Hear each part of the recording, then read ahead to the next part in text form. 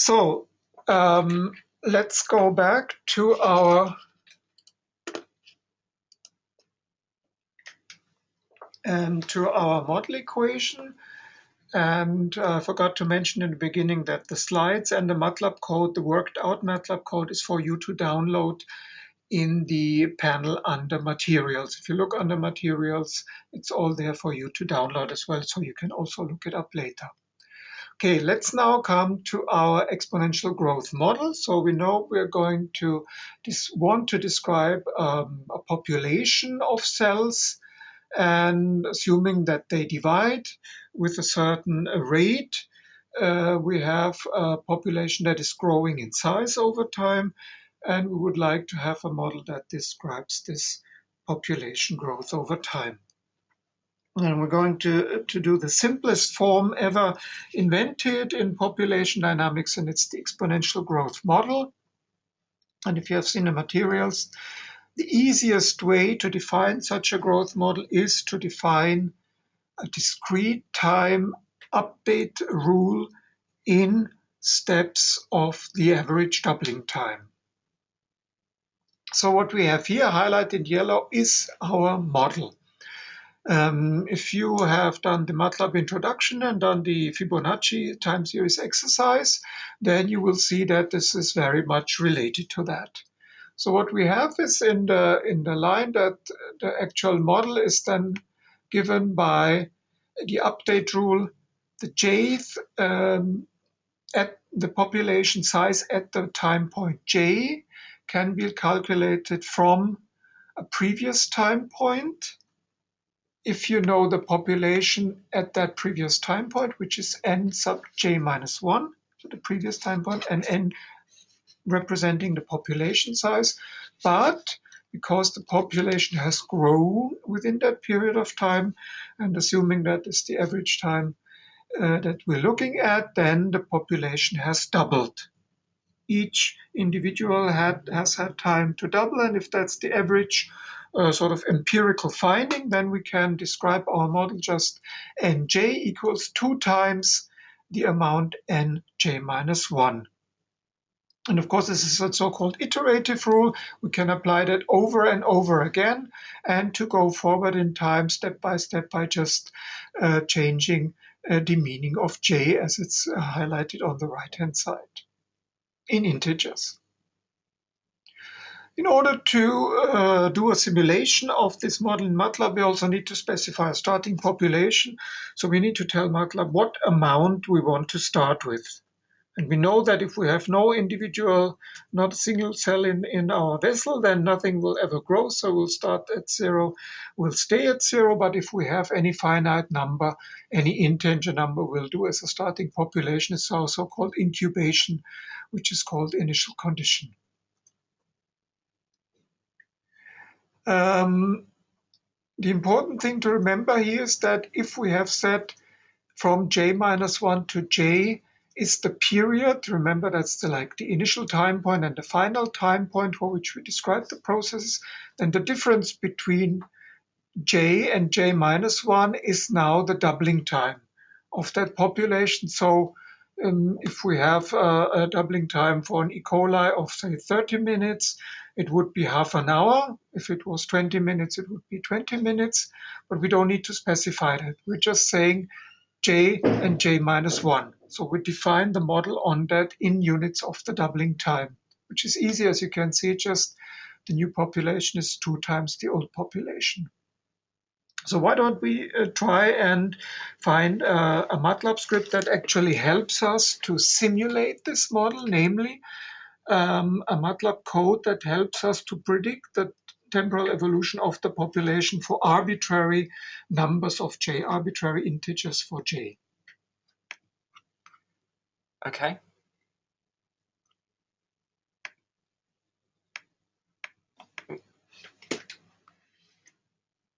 Sorry if you lost the screen then for a second. So again, we're going to make a new script.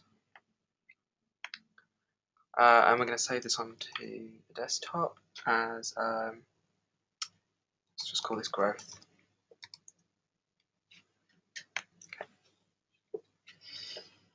Okay. Again, it helps to remind ourselves what we're doing. So I'm going to write a title, Discrete Time Model, and remind myself of the function we're looking at. So the doubling function. So the current time point j, is equal to 2 times the previous time point, j minus 1. Okay, I'm gonna clear the screen as well and just make sure every time we run the script we have a clear space in MATLAB. Okay, the first thing we need to do is to set the time steps. So we're going to actually explicitly say that the doubling time is every 20 minutes. So this isn't going to come into the code in a minute, but it will, when we're plotting, it will mean that we can plot it as if the doubling time is 20.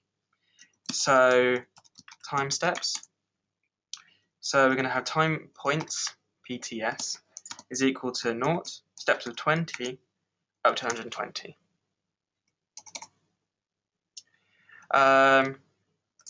Because MATLAB includes both the time point 0 and time point 120, we'll actually get more time points than we expect. We'll get 121.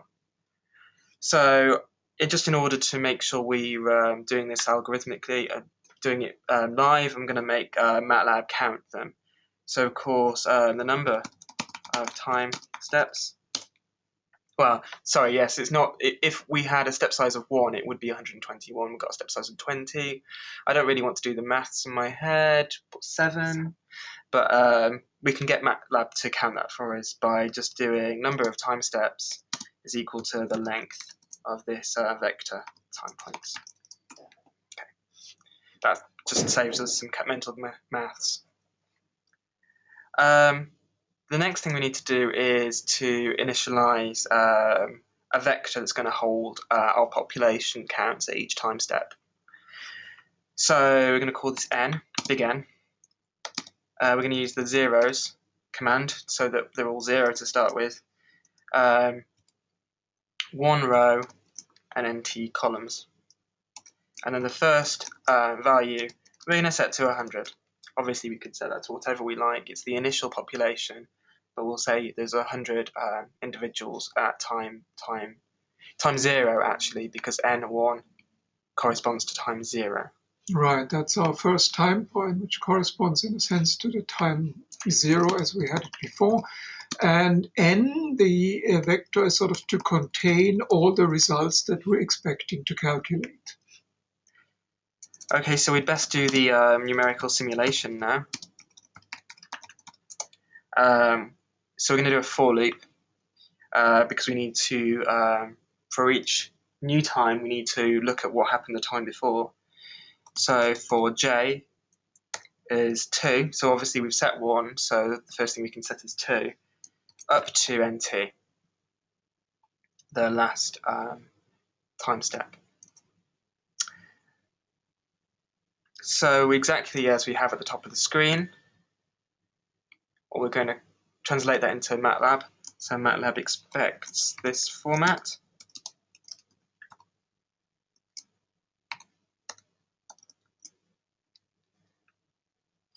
So that says what? The nj, our new population size, will be the old population size, which is nj minus 1, times 2.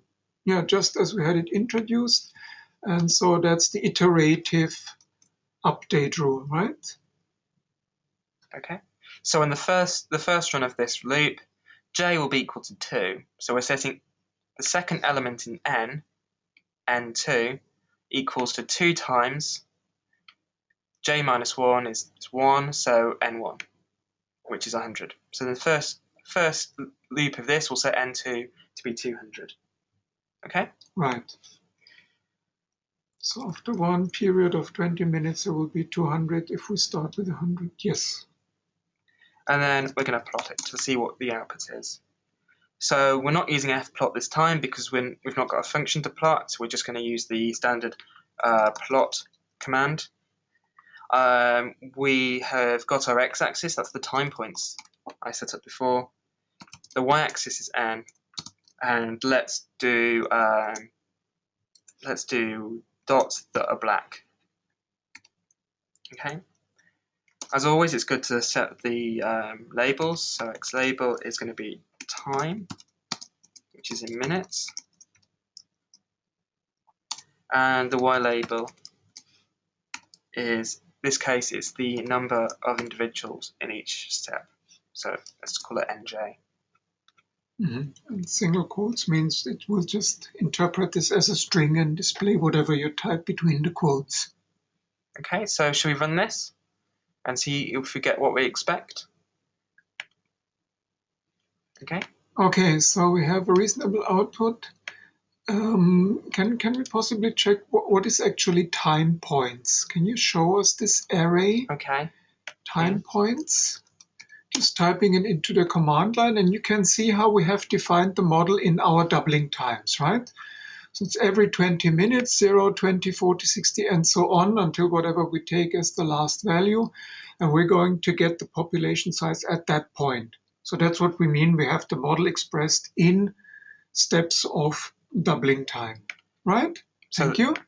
So that's why we wanted to plot at time point 0, time point 20, time point 40, and so on.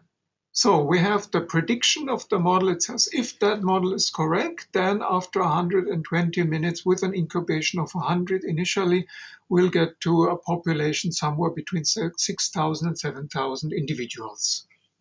And you can already see from the form of the graph that exponential growth is anticipated, because this is just going to double every other 20 minutes. And so we're going to get to large numbers very quickly. Right. Okay, I think I understand so far.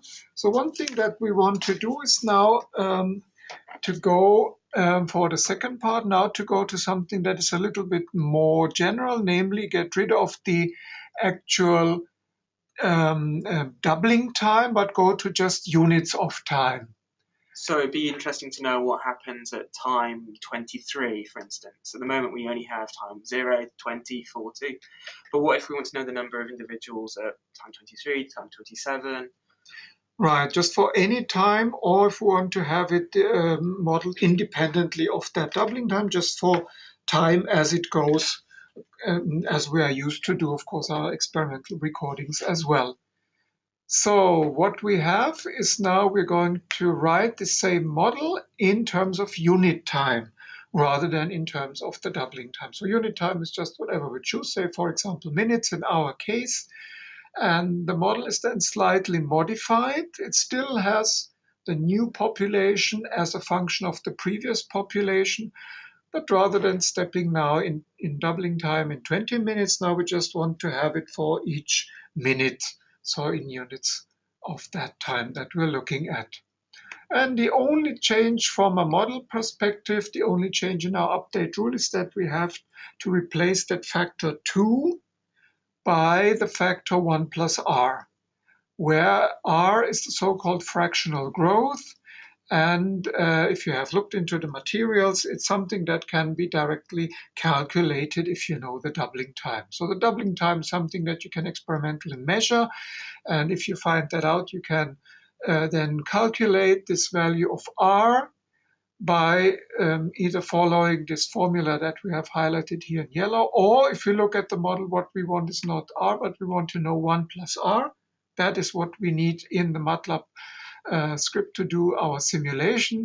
So I have rearranged it in that slide, and we can see that 1 plus r with a little bit of algebra can be found as 2 to the power of 1 over the doubling time, which is the 20th square root of the 20th root of 2. But this is an easy way where we can calculate it if we just given the information that, say, 20 minutes is our doubling time. So I'll hand this back to you, Rob, because this means we need to modify our script a little bit. Okay, so we saw that we needed this 1 plus r. I'm going to say r plus 1, same thing, instead of 2. So whereas we had previously 2, we're going to have r plus 1. Okay. That also means our time step is changed. So instead of every 20 minutes, we're going to look at every 1 minute. So the rest of the script down to this point will work fine. We just now need to calculate what r plus 1 is before we go into our loop. So r plus 1, what we saw before, it was 2 to the power of 1 over the doubling time. The doubling time in our case is 20. Okay, just going to comment this. So that's our fractional growth, r plus 1, meaning that if fractional growth is 0, our population size wouldn't change at all. The new would be equal to the old one. And if r is positive, has a positive value, then our population may change over time. And if it's positive, then the population will grow. It will be bigger after a unit time. And if we calculate it in this exact way, it is such that after 20 minutes exactly, the doubling will be achieved.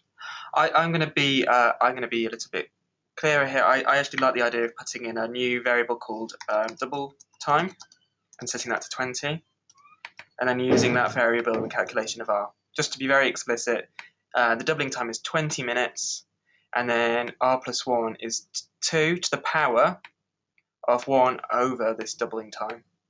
Okay?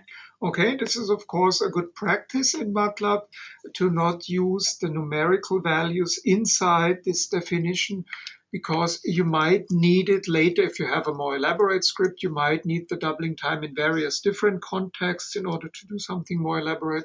And then you change it only once at the beginning, and wherever it's used later, you just put double time or double subtime, and you don't need to worry about it. You change it once and it will be known throughout the script. Of course, now the only thing left to do, I think, is to change our 2 here to a new variable r plus 1. Okay? Right, this factor 2 was explicitly there for the doubling time, and now we have something new which replaces it, and that goes into our update. So the things I changed here was I changed the time steps to just be 1 instead of 20, because we're now looking at units of 1 minute rather than units of 20 minutes. I calculated r plus 1, and I substituted the r plus 1 into the loop, because instead of doubling every time step, we're now growing by this factor r plus 1, which is from the algebra that Gerald showed you earlier. Okay, so now let's see what happens. So we expect to get that exponential curve again, ending up near 6,400-ish. So if we run this, okay, that's looking good. It's very similar to before, except we have more points for every minute in this case. And of course, you can do it with arbitrary units, but here's nicely for every minute calculated. And we see with more precision the exponential growth.